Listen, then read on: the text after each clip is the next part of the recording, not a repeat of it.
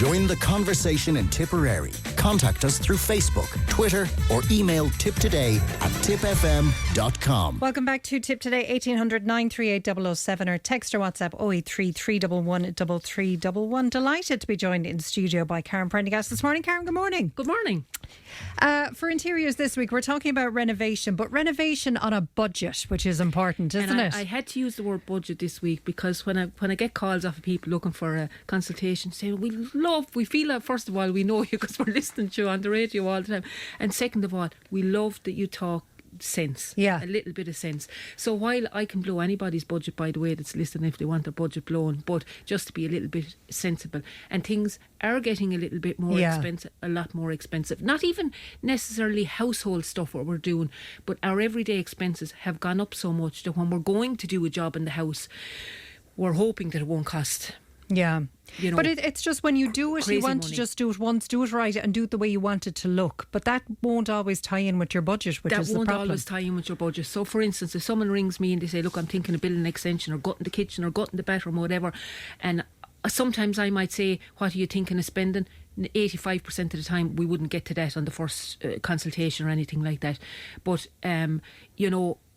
people blow their own budget. Not necessarily people like me blow the budget. So I think it's very important that if you are going to be doing a small project in the house, that you do price it up before you do the job, and see what you're looking at, and then somewhat try and stick to that budget. Obviously, if you go in and you're looking, when you're getting to the end, you're looking at soft furnishings or you're looking at bathroom wear and you see something in the bathroom wear that's nicer than another, and you're going to spend a few bob more, no problem.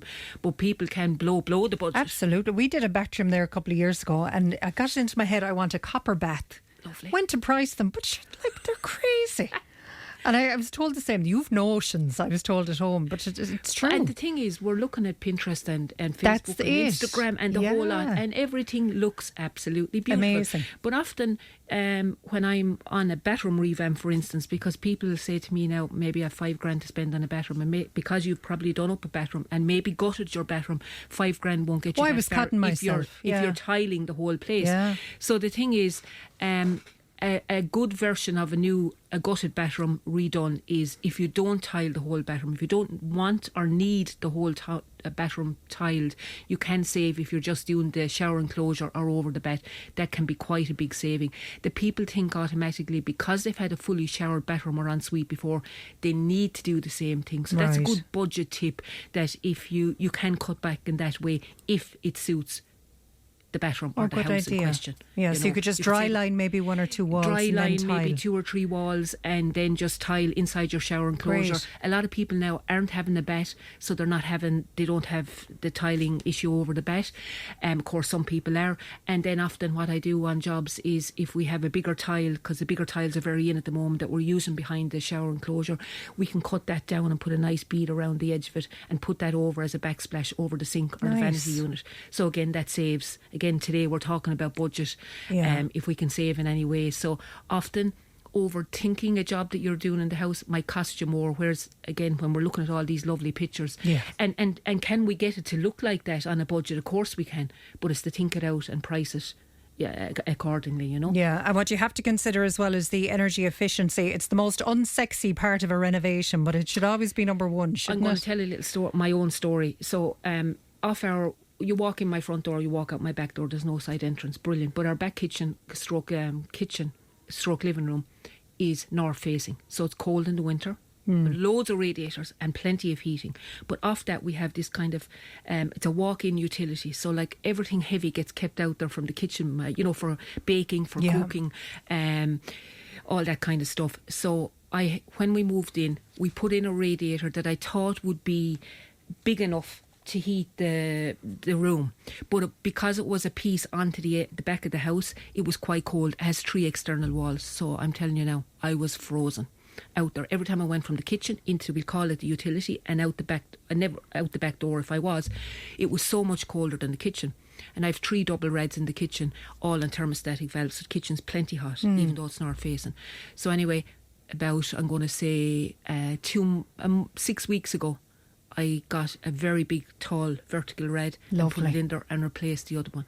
Well, you wouldn't believe the difference in the utility, number one, but in the kitchen it's so much warmer now. And I turn on the heat, and within 3/4 of an hour, the kitchen is way hotter than it was, even though I've got the 3 reds, and the utility is way hotter, and now it costs quite a few pounds to get it done. I'm going to say kind of added up to maybe €800 to change the red, right? Yeah. Which is quite a bit in a radiator, just for a radiator, but it's a tall vertical one, way more BTUs than I needed in that utility area, but it has changed the backside of the house completely. And so they look beautiful, don't they, the vertical ones? But I needed it for the heat. Yeah. The heat it gave out, as opposed that it looked good, because to be honest, it was behind the door, but it really worked for me. So it was an €800 well spent.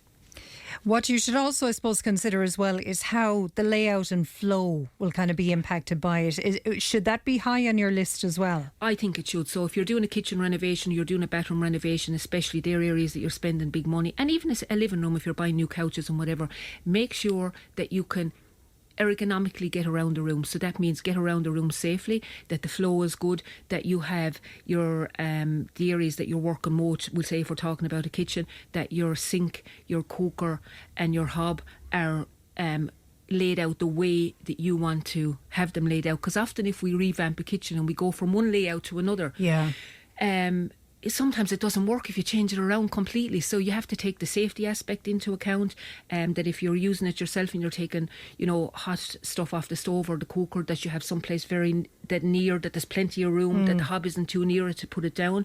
You need to be sure that if anyone's passing behind you coming in from a utility or a hall door, that there's plenty of room, that they're not going to hit off you or anything if you're carrying anything that's hot.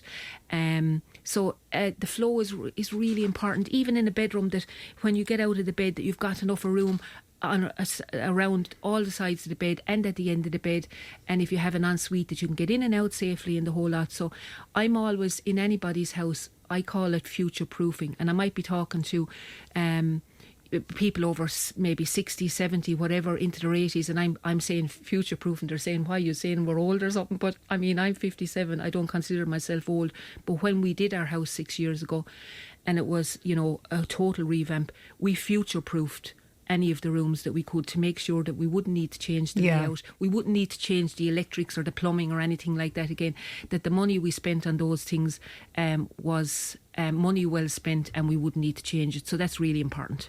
I suppose one of the most popular conversions is probably the attic and the loft. Is that still as popular as always? It is very popular, because lots of people will have a house that maybe when they moved in first day, that it wasn't in the budget to do upstairs, that they had a dorm or a bungalow, and they used the attic space in such a way that they could redo it. So that is still very popular. And I suppose what some people are finding too, that the attic conversion, while they might have thought they wanted it when they moved in, maybe now that they've thought about it, they might need that extra space or whatever, or maybe as the family's grown, they do need the extra space. So sometimes it's not a bad idea to do it all together and just to live in the house for a while and see where you're at. But often it is budget restrictions that will stop them doing it first day. But I'm finding, and this is a very interesting point, I'm finding in houses that I'm going into now, some houses could be 20, 30 years old, and they've had 3 ensuites,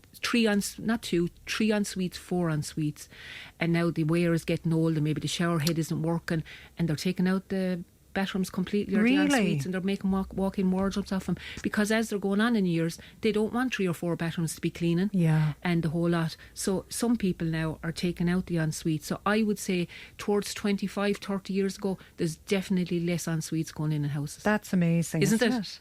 Yeah. Is there anything else we're losing as we go on, do you think? I think houses are starting to get a little bit smaller. Really? And the spaces are not as open plan as they were kind of 15 years ago. 10 years ago. I know you were talking this morning, talking about the stoves, and maybe, the rules changing around stoves and heating and the whole lot. So I think heating, energy efficiency and heating is way more important now than a lot of ensuites and the whole lot. So I think people are putting it into energy efficient homes. They're putting it in, they're thinking more about heating, they're thinking more about having less windows and all these big fancy glass walls and the whole lot, because they're so much harder to heat. So I think the cost of living, people are taking that into account now in what they're building. And it's showing in their designs. And it's showing in the designs. So is it important then, your budget, first of all, if you do want to renovate on a budget, have that number in mind and don't go from it? Because the problem can be often that you do up one room and then the other rooms look a bit poor in comparison. Definitely. Look, I could go into a house and they're saying they want to spend 60 grand to do up X amount of rooms in the house. Right, and then once they start talking about it, nothing to do with me. Once the people of the house start talking about it, that budget could end up going to 80 or 90 or 100 because they say, look, we're doing these 3 rooms or 4 rooms or whatever. We may as well do the hallway while we're at it and the whole lot. And I think that's all very fine if the budget is there and it's available and whatever. But sometimes if you stretch the job, the money that you need to spend on the things that we just spoke about that are really, really important and have real longevity get lost in the types of stuff like furniture or a sofa or that kind of thing. So I think it's to get the basics right, your plumbing, your electrics, your light, your heating, your ergonomics, how you're going to work the area that you're using, and then after that, soft furnishings or paint colours, they can be easily changed, but sometimes I go into a job and I'll always want to kind of not walk the house but have a look around, even if I'm just doing up the sitting room or one get room. Get a feel for the house and yourselves and the whole lot. And I'll often find that I'll have to talk them maybe back down a small little bit out of the job that they think they were doing. I say, well, look, if we do this and this will make more sense. What do you think? Have a chat about it, see where we'll go from here and whatever. And I suppose in my job, I'm at this 30 years, I'm probably sensible. Yeah. In a sense, so I can talk not sense to people that they need to, that's the wrong word. But you'll rein them in. Yeah, well, yeah. I can say, look, you can get for this amount of money, you can get this or you can get this, which would you prefer? I think this is the right way to go, but it's your money, it's your house, you decide, but I can talk it out and broaden it out with them, Because sometimes when you're thinking of doing a job and you're at home on your own, you're thinking of doing up a room or whatever, you get bogged down. Completely. Don't you? Yeah. And sometimes I go in and there's 10, 15, 20, 30 testers up on a wall and they're bogged down in the colour, whereas the colour might be the last thing I look at as an interior designer. I'm going to go and look at the layout, the heating, whatever we're looking at. The colour, I'll already know the colour when I walk into the house, but it's the last thing I would think about. So I'd be coming at the project or the room with a different From the other side. Speaking of colours, I know you have some for us, don't you? I have to give out some colours or I'll be in trouble. So these are some nice neutrals. So the first one is Temperance, really good one.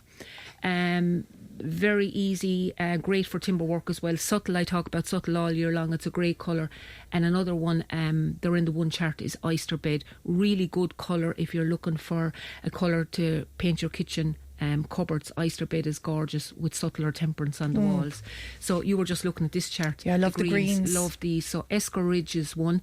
It's a natural mossy grey brown. Silk Seal is another one, a little cooler in tone, and a gorgeous deep green. I love it. It's standing tall. It's very usable in everybody's houses, so that's a great one. I won't go down to the other ones, they're a little bit dark. So that's Escar Ridge, Silk Seal and Standing Tall. So I brought in a few little, I suppose, kind of mauves or pinks. So Shell Cove, it's a very light neutral colour with a hint of pink in it. Foraging is next. It's a soft mushroom with a little hint of pink in it. Underneath that is Lowland, a soft neutral with blush undertones, and City Dusk is gorgeous. Yeah, isn't it's it? Lovely. It's a deep colour again. So and a plummy. A plummy. So they're really nice colours. If anyone's looking for a few colour tips. Lovely. And anyone who's looking to contact you, how can they do that? Contact me on 086 606 9009. That's 086 606 9009. Interior Concepts webpage, Instagram and Facebook. Thank you so much, Alison. Thank you, Karen.